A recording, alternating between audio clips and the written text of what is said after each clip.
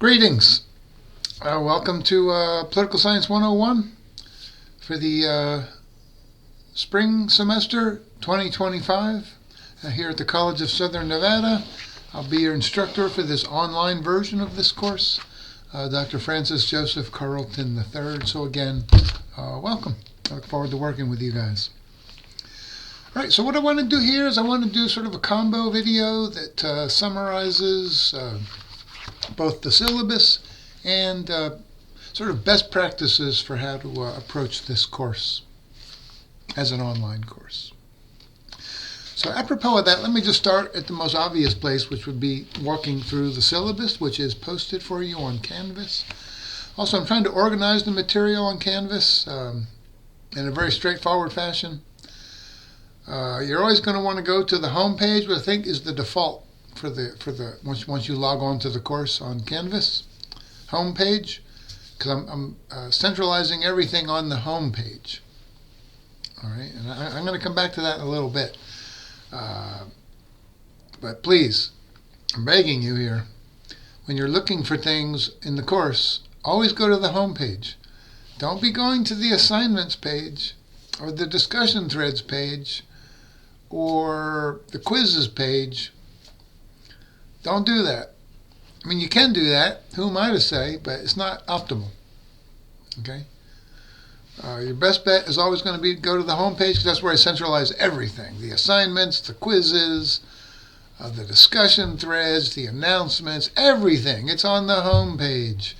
So don't get caught looking in these other areas. That won't give you the full picture. For the full picture, always the home page. So on the home page, you're going to find a module entitled something like Introduction to PSC 101 and the syllabus, something like that.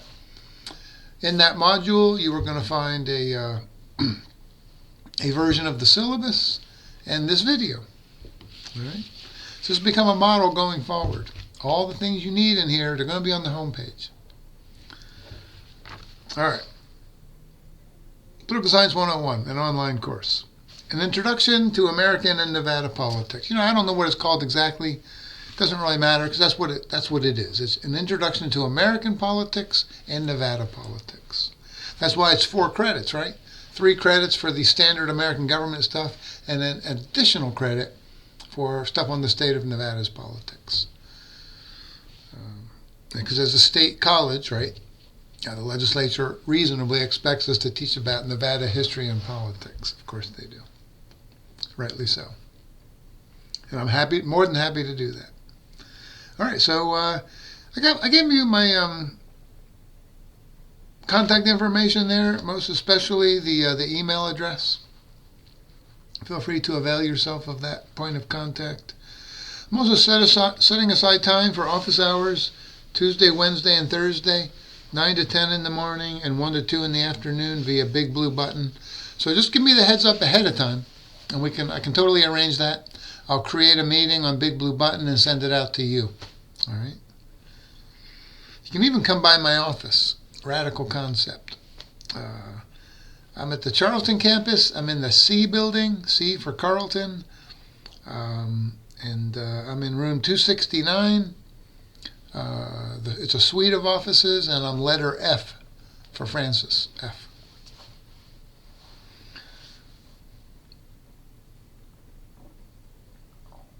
And I'll have office hours during those same days and times. All right. Tuesday, Wednesday, Thursday, 9 to 10 and 1 to 2.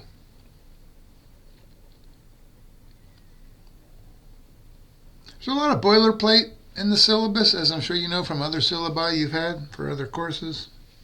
I will not cover the boilerplate. American Government in Black and White, 6th edition, circa 2023. That's the required core text for the course, but I'm not naive. I know that most students probably don't get it in any form at all. I can live with that, whatever works for you. But it is preferred. It will be optimal. And if you're trying to save some money here, you might be able to find used copies of the previous edition on maybe Amazon or eBay or whatever. 2021, 5th edition. That would work in a pinch. Again, suboptimal, but I'm not going to lose my mind or anything. And I think you can get the electronic versions, which are increasingly popular, of course, and that's going to be discounted for you as well.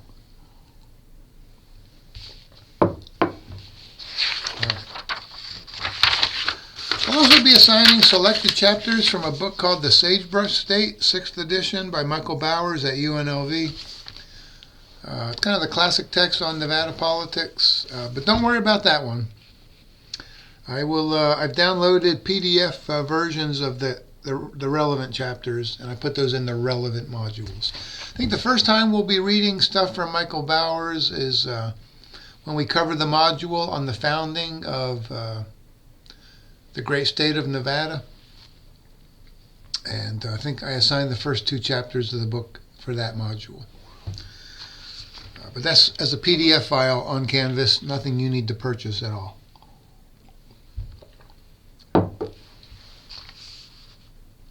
Let's see. All right, now as far as your grade in this course, 4 exams. Okay, 4 exams. I'll be dropping your lowest exam score of those 4. All right. I'll revisit that when I post a module as we get closer to exam 1. There's how you might think about that as one of my policies. But right off the top, right, I'm going to drop your lowest exam score of those 4. Those 4 exams will count for 60% of your grade in this class, right? So a substantial part of your grade are the examinations. There's 4 of them. They come roughly once every 4 weeks. So each individual exam is worth 15% of your grade. Although given that I'll be dropping one, right, in a sense, it would be 20% each exam. But either way, right, the final weighting for the exams, plural, is 60%. So take care of business. Do well on the exams. Those will be multiple choice, and they'll be based on PowerPoint slides that I post and our book and things that we talk about when I deliver my online lectures for you guys. And sometimes material from videos that I show or assign. Pretty straightforward. Current events quizzes. I love those.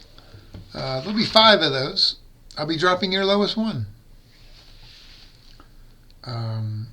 Each current events quiz will be based on 3 assigned current events articles that I'll post on Canvas in the appropriately named module. I should have one up once you access this course starting on Tuesday, coming up. What did I want to say about that? So make sure you read those 3 assigned articles. The quiz will be based on those. There'll be 10 questions, multiple choice. And 5 of those, drop your lowest one. And in aggregate, the quizzes will count for 15% of your grade in this class. 15%. All right, so the exams are 60. The current events quizzes are 15. Yeah, the first module on the current events quiz will probably be called like current events quiz number 1. That'll be the name of the module, so you can't miss it. And it'll be on the home page. All right. And, I typically try to do 2 articles on American national politics and 1 article on Nevada politics. And hey, our legislature starts meeting in, I believe, February of this year. So it's one of their biennial legislative sessions. They meet once every 2 years for 4 months, in addition to special sessions called by the governor. So there should be a lot of news coming out of that session up in Carson City this semester.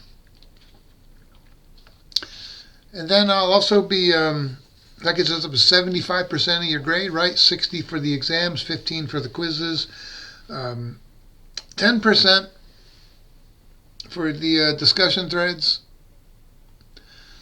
Those will be online discussion threads. I'll post a prompt you have but my expectation of you on this is a couple things. One is you post your own original response to that prompt. And then secondly, you post a second comment responding to somebody else's post. I'm trying to capture this idea that in a democracy, right, we the people converse with one another about important issues in a civil fashion. All right, so that's my primary expectation, and that you make a good faith effort to engage with the issue.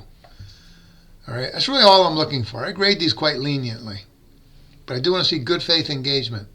Typically about 2 or 3 paragraphs on the initial prompt and 1 or 2 paragraphs on the response prompt, on the response posting.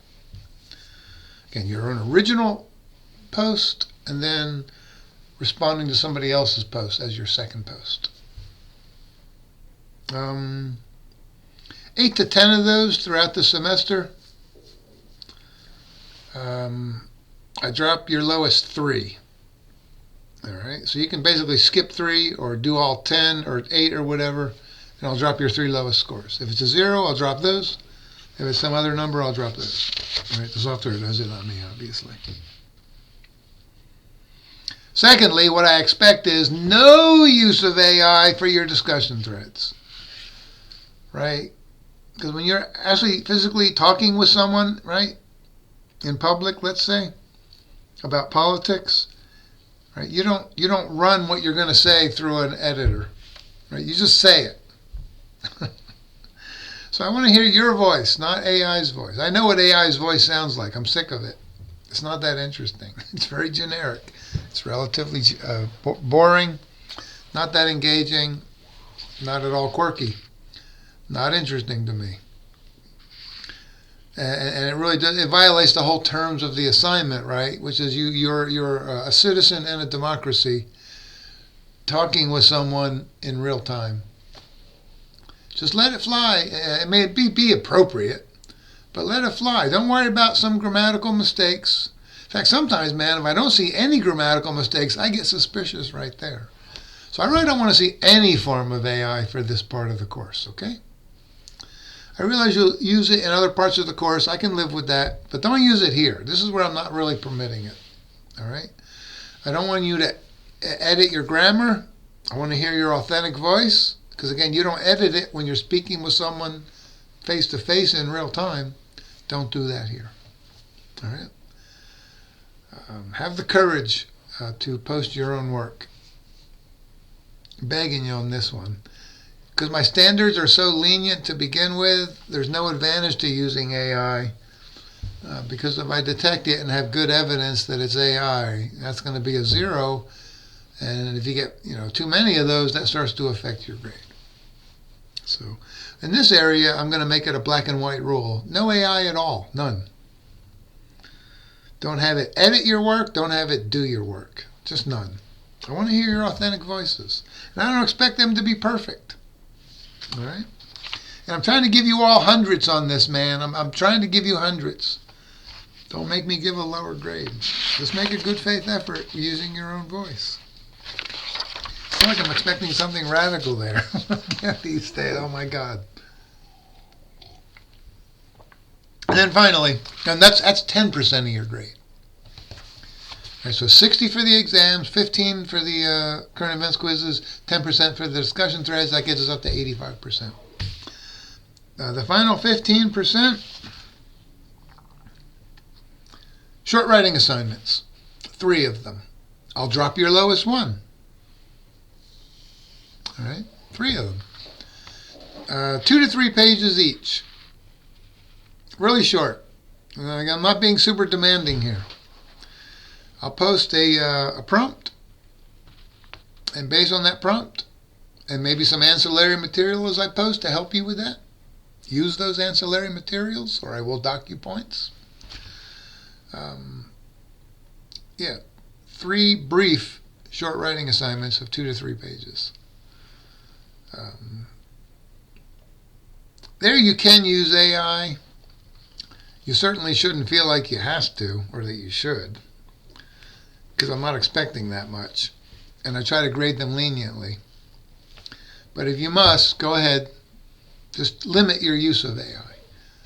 Right? Make sure the final work is your own. My son's at UCLA. He's actually in his final quarter. Actually, he was back home recently because of the wildfires. He's back now at UCLA.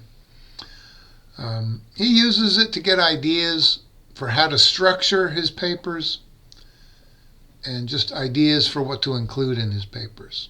That's cool. But in the end, do your own work. Use AI as a helpmate, but don't let it do all the work for you. All right? I'll keep it at that level of generality. Don't be tempted to just have AI do it for you, because if I detect that, and I'm not saying I can detect every case of that, but I can detect most of them. You're going to get a really low grade, like a 0, when I really would just want to give you a good grade. I just want you to do your own work by and large. So my expectations aren't really super high here. If it was high stakes and it was a long paper and my expectations were really high, it might be more tempting to use AI. But given that my expectations are so damned modest, and I'm only asking for 2 to 3 pages, come on, man. Limit your use of AI for that. Might be easier to just do it yourself rather than sort of filter it through AI. I don't know. Shit. But, all right. That's your final 15% of your grade, right? So it adds up to 100%. And I do drop your lowest short writing assignment. That's a lot what you guys want to know, right? And legitimately so, how your grade is determined. All right. Hey, I want everyone to do well. But, you have to make some good faith effort to do well. Blah, blah, blah, blah, blah, blah, blah, blah, blah. All right. Boilerplate, boilerplate, boilerplate.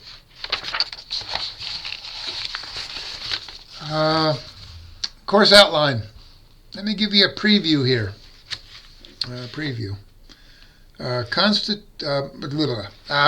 Module 1. We talked, right, about the material in Chapter 1 of our text. It's going to be in some PowerPoint slides. And, constitutional democracy. That's a big topic, right? And it's fundamental, right? What kind of form of governance do we have today in America? Constitutional democracy. Some people call that a republic. I'll come back to that. Tomato, tomato, potato, potato. It's all the same thing. I prefer constitutional democracy. It seems more descriptive of what we have. A republic, who knows what a republic is? That could mean damn near anything. Constitutional democracy gives us a firmer sense of what we are, right? We are a nation with a constitution laying out the rules of the game, including things like a Bill of Rights, limits on the power of the government, checks and balances, the rule of law, all those good things that we value as Americans, right? But we're also democratic, right? We, the people, have ultimate sovereignty, ultimate power. We elect representatives periodically to represent us. But the idea is, right, we the people are in the driver's seat. And then we elect employees, if you will, to carry out the will of the people at the level of the presidency, the Congress, state legislatures, city councils, Clark County commissioners, all that good stuff. I prefer constitutional democracy. And it means the same thing that other people mean when they say a republic. Because when some people say, we're not a democracy, we never were meant to be, and I'm like, well, you're an idiot. I don't mince words, and I don't tolerate fools very well. You're an idiot. Because what you're suggesting is, right, is that when I say that we're a democracy, that it means direct rule by the masses via mobs in the street, with no limits on power, no checks and balances, no rule of law, no protections for fundamental rights and liberties, no protections for property rights. No, that's not what I mean at all when I say democracy, you idiot. I mean what we all value, I think, as Americans, right? We the people do have ultimate sovereignty, popular sovereignty, but it's mediated, right, through institutions.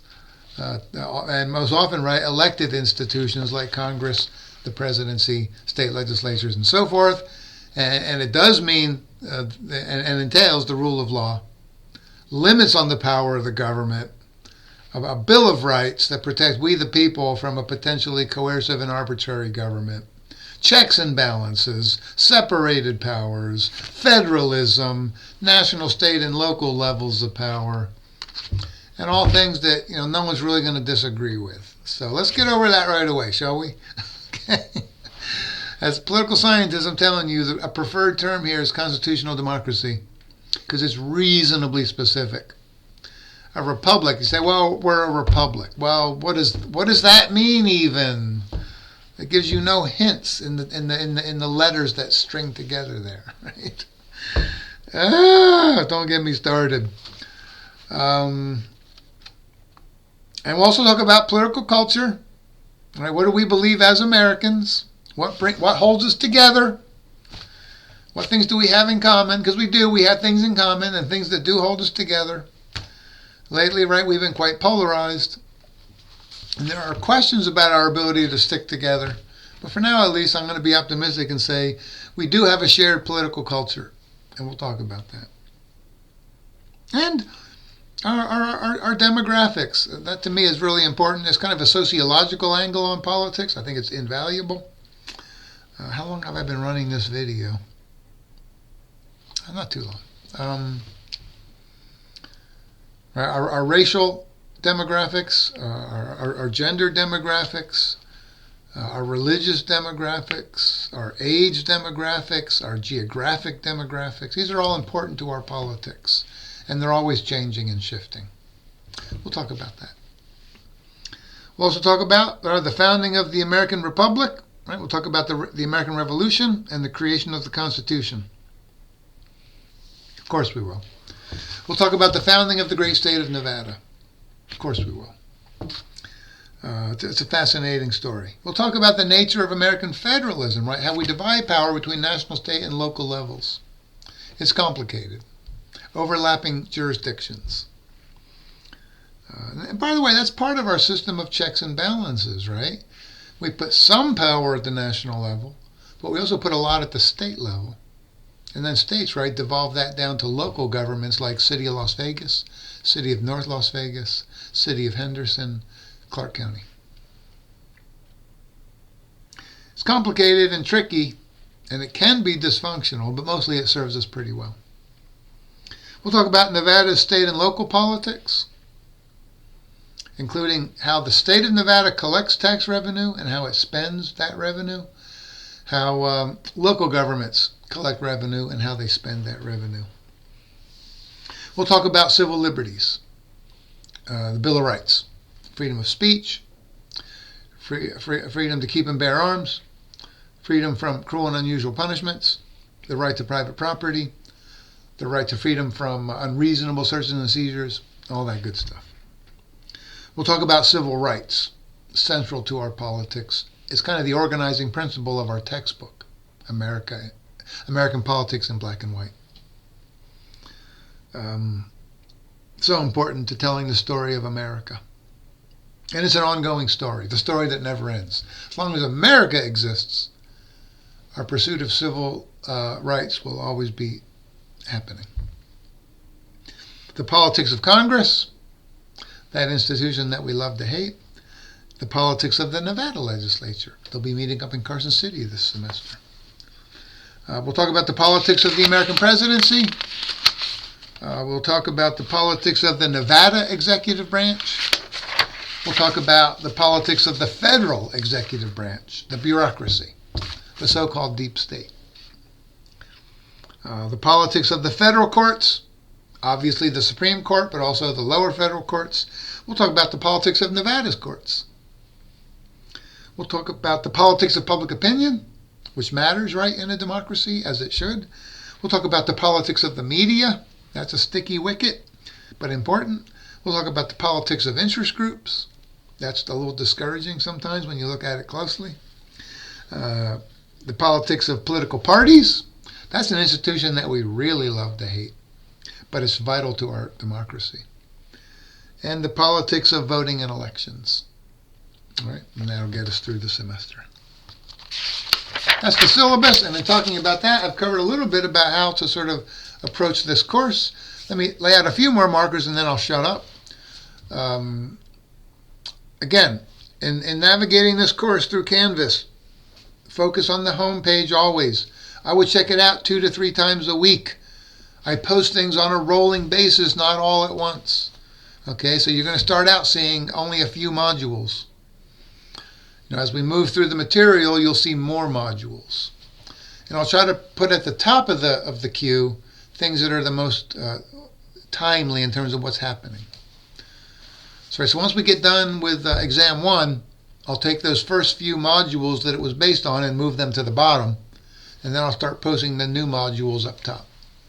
Initially, I'll have the module introducing you to the syllabus and the course on top. But once we get started, I'll move it down to the bottom, that kind of thing. So I'm trying to make it easy for you by prioritizing on top what's most important for you at one moment in time. And I do post it on a rolling basis. So you need to check in pretty regularly. I can't stress that enough. 2 to 3 times a week.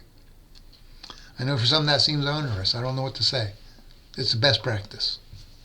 Otherwise, you're going to miss some things that happen pretty quickly. All right. I try to give you a good amount of lead time, mind you, on the quizzes and the exams. Of course I do, and the short writing assignments, and even the discussion threads. Typically at least a week, often 2 weeks. But still, check in 2 to 3 times a week. Best practice. What else? Golly, that might be about it. The typical module will be structured in this way. An overview video that I'll post, giving you an overview of the topic. Then you're going to see PowerPoint slides that dig into the material more carefully. You'll see 2 versions of each set of slides. All right, you'll see the YouTube video version to make it easier for you guys to access it, but also the PowerPoint version that gives you full sort of clickability within those PowerPoint slides. All right, so right off the bat, I'll have a set of a module, right, on among other things, constitutional democracy. You'll see a set of slides that covers parts of that topic as a YouTube video, but it is PowerPoint slides but made into a video for ease of access. And then below that, you'll see the actual PowerPoint version of the same thing. Same thing. 2 different versions of the same thing. So if you want to go to the slides themselves, you have that option. If you really just want to look at the video on YouTube, you'll have that option. Okay, so for each sort of chunk of material, there'll be 2 versions. PowerPoint slides and then the YouTube video version of those same slides. All right, and I break it up. I break up the PowerPoints into multiple pieces. So there might be, I don't know, I forget how I organize it, but there might be multiple sets of slides on constitutional democracy, political culture, and demography. So you'll see that. You'll see 2 versions of each set of slides, one right after the other in that module, Module 1. You'll see an intro video, and then PowerPoint slides, YouTube version. PowerPoint slides, YouTube version. PowerPoint slides, YouTube version. All right. So it looks like there's more there than there is, because you're seeing double, so to speak, of each set of slides. And then, I might have ancillary materials towards the bottom, like a video that seems appropriate, that I got off of YouTube or something. And then there'll be not a current events quiz. There'll be a quiz on that material. Practice quiz. Practice? You talking about practice? You're not even talking about a game. You're talking about practice? Allen Iverson. I grew up in the Philly area. I'm a big Allen Iverson fan from back in the day. His famous or infamous monologue on practice. Practice quizzes. That see if you're getting the material that you just walked through. And these are, not for a grade. You'll get a grade, but it won't count for your grade. and you can take it up to 3 times. As good preparation for the exams. Best preparation for the exams? Take the practice quizzes, review the slides and any ancillary videos and the intro video, and look at the study guide. That I'll give you study guides for the book chapters. All right. So I think those are kind of my pro tips. Best way to perform well on the current events quizzes. I'm old school because I'm old. Download the articles. Have them with you when you take the quiz, so you can cross-reference them. You'll have time. Same thing, by the way, for the exams. You'll have time to cross-reference your study materials while you're taking it. Okay. Not a ton of time, but some time. So I would have those materials with you. And I'll post a video on best practices for preparing for exam 1 when we get closer to that point. All right, so again, welcome to the course. I look forward to a productive semester, and I will catch you on the flippity flip. Thank you. Oh, and always reach out when you have questions, man. And if there's broken links or things that aren't working for you on Canvas, please let me know, because then I can hopefully fix it. All right? Don't be shy about that. Thanks. Take care.